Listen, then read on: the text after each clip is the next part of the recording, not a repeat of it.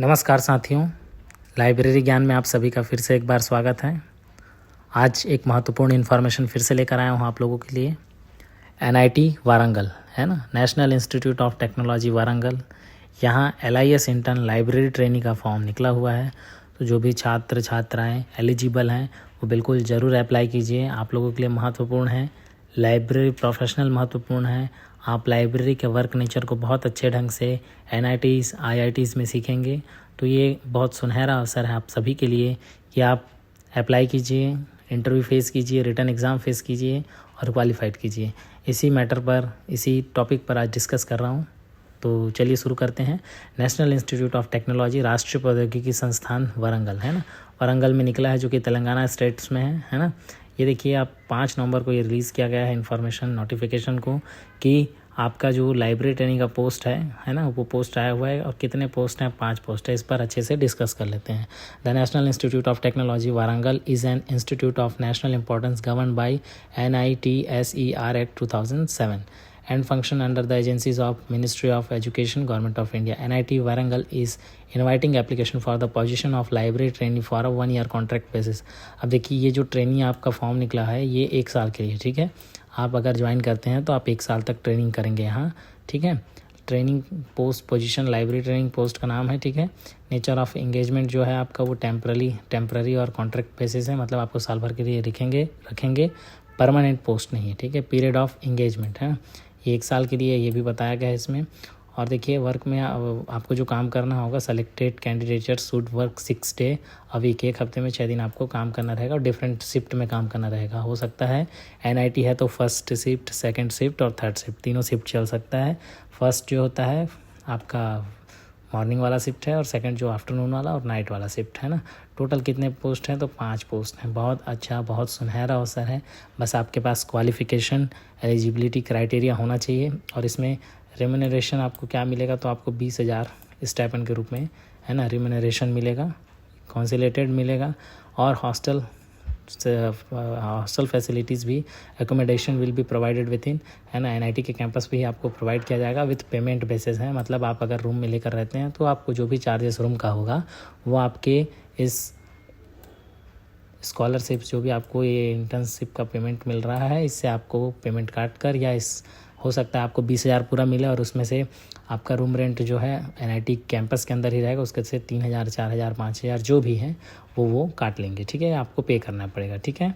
Eligibility must hold a post graduate degree in library and information science, अर्थात जिनके पास master of library and information science की degree है ना, और विथ एटलीस्ट 55% और कम से कम 55% उसके पास हो, तो वो ये फॉर्म ज़रूर अप्लाई कर सकता है। फिर से एक बार ध्यान से सुनिएगा, आपके पास master of library and information science की डिग्री होनी चाहिए।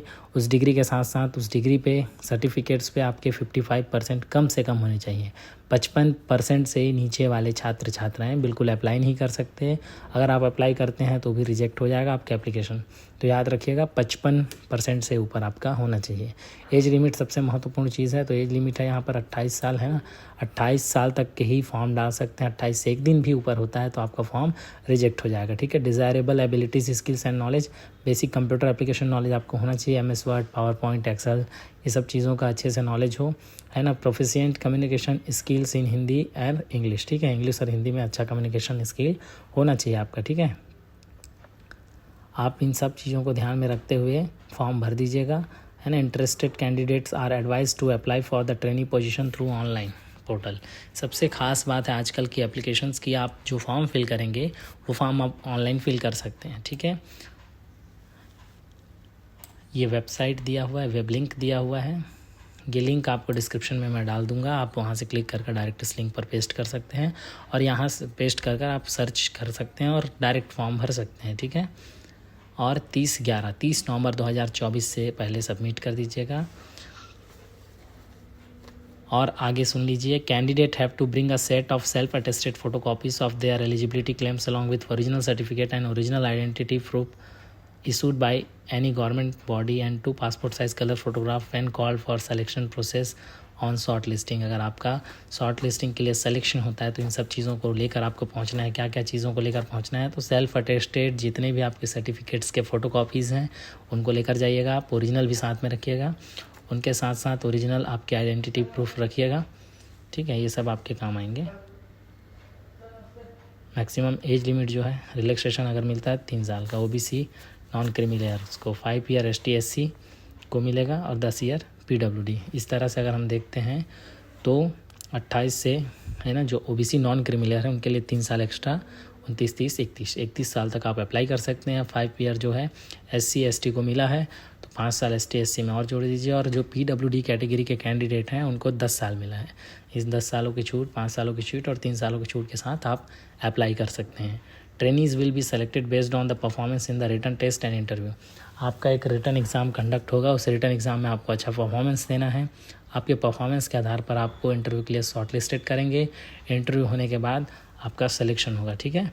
Details with regard to final date, time and venue of the written test interview will be placed on the website letter. बाद में आपको बताया जाएगा कि आपका परीक्षा कहाँ पर होना है, कब होना है, किस तारीख को है, किस समय पे है। ये सब बाद में आपको वेबसाइट, ऑफिशियल वेबसाइट के थ्रू इन्फॉर्मेशन दे दिया जाएगा, ठीक है। तो आज के वीडियो में केवल इतना ही, और आपको कोई भी नोट TA DA प्रोवाइड किया जाएगा, आपको कोई भी TA DA प्रोवाइड नहीं किया जाएगा।